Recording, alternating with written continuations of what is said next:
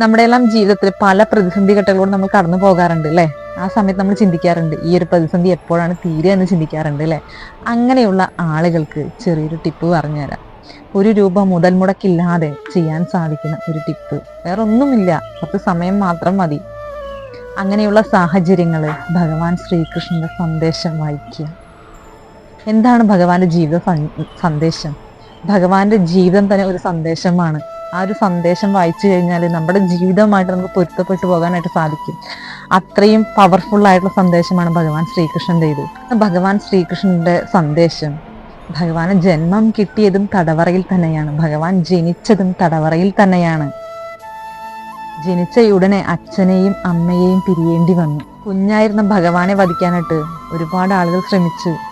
ജരാസന്ധനുമായിട്ട് 16 തവണ തന്നെ ഭഗവാൻ യുദ്ധം ചെയ്തിട്ടുണ്ട്. സീമന്തകം കട്ട കള്ളൻ എന്ന പേര് പോലും ഭഗവാനെ വന്നിട്ടുണ്ട് ഇല്ലേ?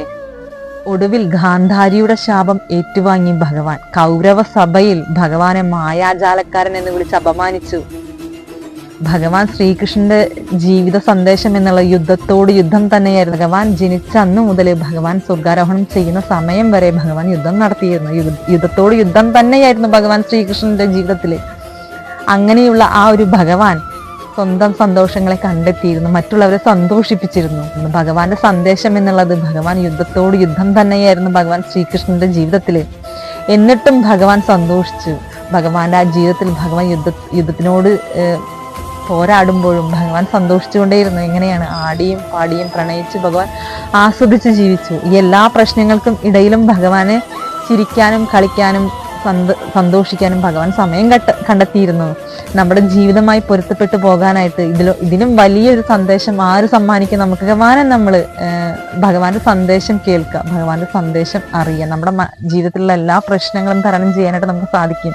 കാരണം ഭഗവാൻ ശ്രീകൃഷ്ണൻ ഇങ്ങനെയുള്ള ഘട്ടങ്ങളിലൂടെ കടന്നു പോയ ഒരാളാണ്. പക്ഷെ നമുക്ക് ഇങ്ങനൊരു സന്ദേശം മറ്റൊരാൾക്ക് നൽകാൻ സാധിക്കില്ല എന്നുള്ളതാണ്. അപ്പോൾ എല്ലാവർക്കും ഇതൊന്ന് ട്രൈ ചെയ്ത് നോക്കാനായിട്ട് സാധിക്കും. നമ്മുടെ മനസ്സിനെ നമുക്ക് നിയന്ത്രിക്കാൻ, നമുക്കൊരു തീരുമാനം എടുക്കാൻ പറ്റാത്ത സാഹചര്യങ്ങളിൽ ഭഗവാൻ ശ്രീകൃഷ്ണന്റെ സന്ദേശം കേൾക്കുക, ഭഗവാനെ കുറിച്ച് അറിയുക.